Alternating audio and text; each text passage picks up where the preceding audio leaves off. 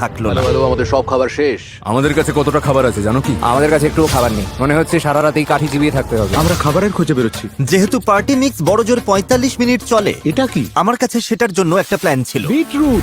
Apple. আমি বনের চারপাশেই খাবারের ছোট ছোট ভান্ডার লুকিয়ে রেখেছিলাম। আরে কি? ঠিকমতো ভাগ করে চললে এখানে টিকে থাকার জন্য ন্যূনতম খাবার রাখা ছিল। আমি বাজি ধরতে পারি এই বনে আরো অনেক কিছু আছে, আমাদের শুধু একটু ঘুরে দেখতে হবে। আমি জঙ্গলে এক গাদা খাবার খুঁজে পেয়েছি। আজ রাতে দারুণ খাওয়া হবে। খাবার মেপে খরচ করতে দুই দলই নিজেদের প্যান্ট্রি তৈরি করলো। আমার মনে হয় আমরা কিছুদিন ঠিক থাকতে পারবো যদি আমরা একসাথে কাজ করি। খেয়াল রাখতে হবে কেউ যেন একে অপরের বিরুদ্ধে না যায়।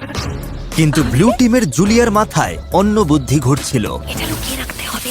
আমি চাই না এগুলোর নিয়ন্ত্রণ ওদের হাতে থাকুক। ওরা খাবারের ওপর ঝাঁপিয়ে পড়বে, তখন আমাদের মতো যারা এক সপ্তাহ না খেয়ে থাকতে রাজি তাদের জন্য অবশিষ্ট কিছু থাকবে না। ওই ভান্ডারের খাবার দিয়ে এক্সপার্টরা এক বিশাল ভোজের আয়োজন করলো। রাতের খাবার বানাচ্ছি।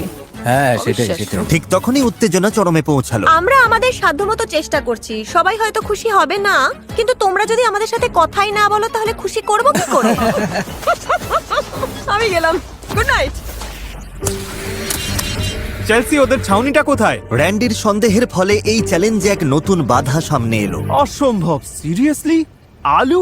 আর তা হলো ওদেরই টিমমেট। এই দেখো, ওরা চলে যাবার পর ওদের ছাউনিতে এই খাবারের স্তূপ পাওয়া গেছে। ওরা দলের জন্য কিছু কন্ট্রিবিউট করেনি, তাই সত্যি বলতে আমি বেশ খুশি হয়েছি ওরা চলে গেছে। তবে উল্টো দিকেও ভাবতে হবে, জেতার জন্য আমাদের লোকেদের ধরে রাখা দরকার। র্যান্ডি ঠিকই বলেছে, এই খেলার শেষে যে দলে সবচেয়ে বেশি সদস্য থাকবে তারাই জিতবে এবং $2.5 লাখ তারাই ভাগ করে নেবে।